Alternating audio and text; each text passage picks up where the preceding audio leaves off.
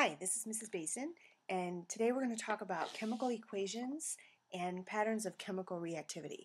So we're going to start with chemical equations, which is section 3.1. So the first thing we're going to look at is a chemical equation. So from a chemical equation, you can get a lot of information about what's going on. So a couple things to notice here. If you remember that we said the reactants are on the left side, the products are on the right, so the reactants are what you start out with, the products are what you end up with. The other thing to notice is this particular chemical equation shows us the states of matter, and we didn't focus much on that, or as much on that in Honors Chem, but in AP Chemistry, what state the different substances are in is going to be a lot more important at this level. We also have coefficients. So if there's no coefficient there, that's an implied 1.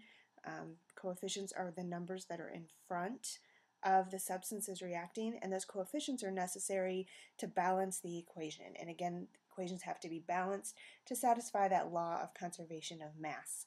The last thing to notice are the subscripts. So the subscripts are telling us how many of each of the individual elements are present.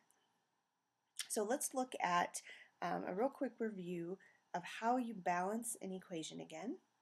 Two different ways you can do it. I'm going to start out with the way that we learned before, and now you probably are comfortable maybe just kind of looking at it and figuring out what the balance equation is without actually going through the process that we talked about. But I'll go ahead and show you one more time here just as a review. So in our first equation here we have sodium and water gives us sodium hydroxide and hydrogen gas, and this particular one doesn't have the states listed. So what I'm going to do first is I'm going to write down all the elements that are present. Then I'm going to tally how many of each are on each side. So there is, Na. There's one sodium, there are 2 hydrogen, and there's 1 oxygen on the left. And then on the other side, there's 1 sodium, 2 plus this one is 3 hydrogen, and then 1 oxygen. So now I have to look at this and try to figure out how can I balance these out. So if you notice, on this side I have 2 hydrogen, but I have 3 on the other, and I'm going to have to end up with an even number. So what I'm going to do here is I'm going to try and just put a 2 in front of the water. So 2 times 2 turns this into 4. So again, when we cross this out, we're replacing that number with the new number. We're not adding to what we already have. So now I have 2 times 2, that's 4 hydrogen. On the other side then, to get 4, I would have to put a 2 in front of this compound. So now I'm going to retally. I'm going to go back over here to the left before I look at the right. So over here, when I change that number in front, it also changes the number of oxygen. So I also have 2 oxygen here. On the right, sodium now have 2, oxygen now have 2, hydrogens I now have 2 plus 2 here, so I have 4. Okay, so now my hydrogens are okay, my oxygens are okay, but to fix my sodium, then I go back and put a 2 in the front. Okay, now you maybe could have done that without going through this process, so feel free to do that now. If you can do these without using this method and you can just kind of look at it and balance it that way, that's fine. So like if we look at this next one, take a second and go ahead and balance it. So you could pause this and go ahead and try, and maybe even try to do it without writing everything underneath. So once you end up with a balance equation for this one, you would need a 3, a 2, and a 2 to completely balance. Okay, so now the next thing we want to focus on in section 3.2 is patterns of reactivity. So there's different types of reactions depending on what the different substances are, and we have talked about certain types of reactions when you have certain combinations present. So the first thing we're going to look at are combustion reactions. If you remember, combustion reactions are anytime you have a hydrocarbon reacting with oxygen. Now sometimes you will have other substances reacting with oxygen that could also be classified as combustion reactions, but a classic combustion reaction involves a hydrocarbon. And again, a hydrocarbon is something that contains carbon and hydrogen.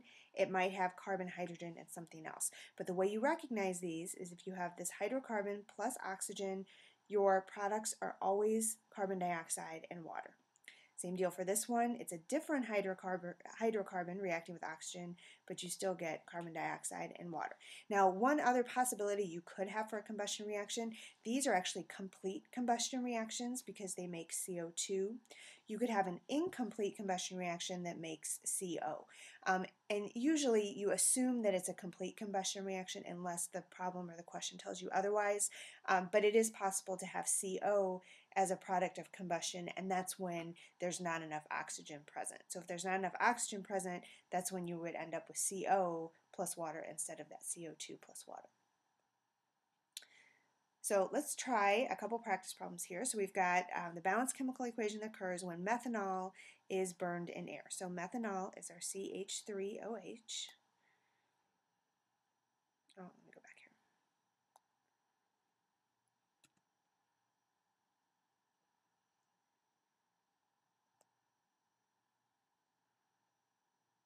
Okay, so here's my methanol. So CH3OH.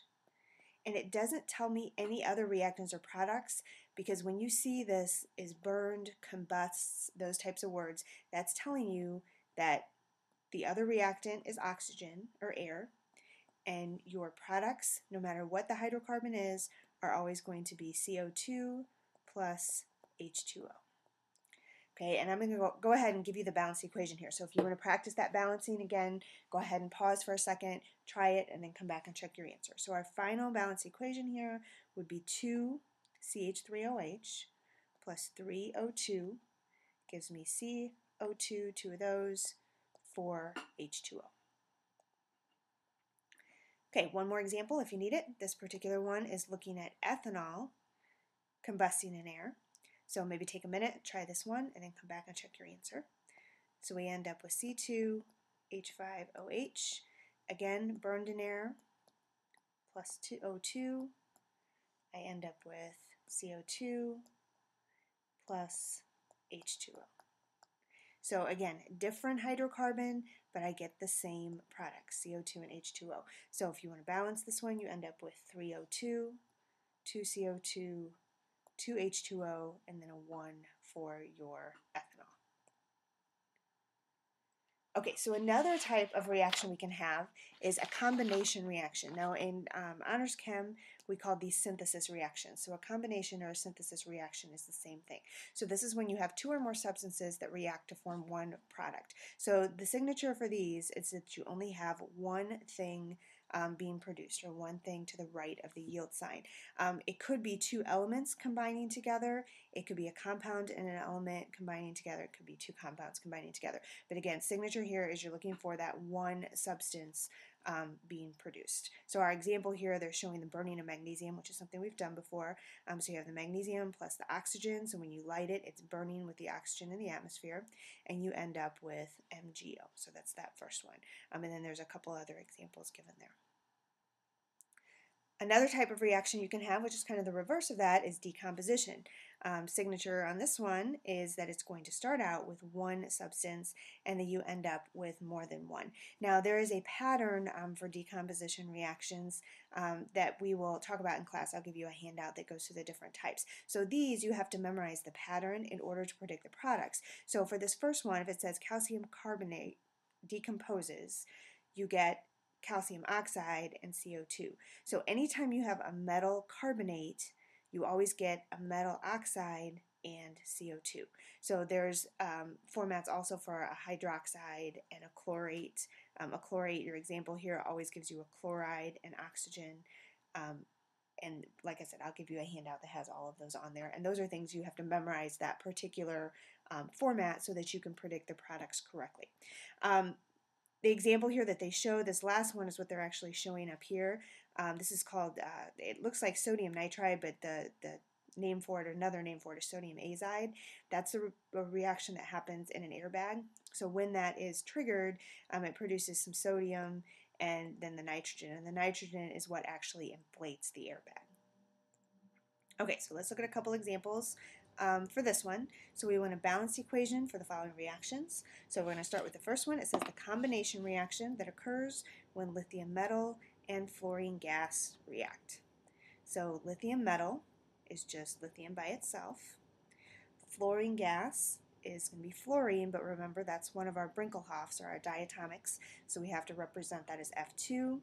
And then when we write the product, they combine, so you're going to write the formula crisscrossing the charges. So when those two things combine, when we come over here, I have Li, which is a +1, F is a -1, so I crisscross those, I end up with LiF. Then at that point, I balance it, so to balance this out, I need 2 lithiums and 2 lithium fluorides. Okay, another example. Decomposition reaction occurs when solid barium chlorate, or carbonate, is heated. So for this one, I start out with barium carbonate, and this is one of those where you have to memorize those reaction formats. So a carbonate decomposes into a metal oxide. So whatever the metal was, that metal combines with oxygen. And again, we go back to our charges. Barium's a +2, oxygen's a -2, so crisscross, you get BaO. And then the other product of a carbonate decomposition is CO2. And like I said, those are the ones you have to memorize what those formats are. And then this one actually ends up being balanced the way it is, so all of our coefficients here are going to be 1.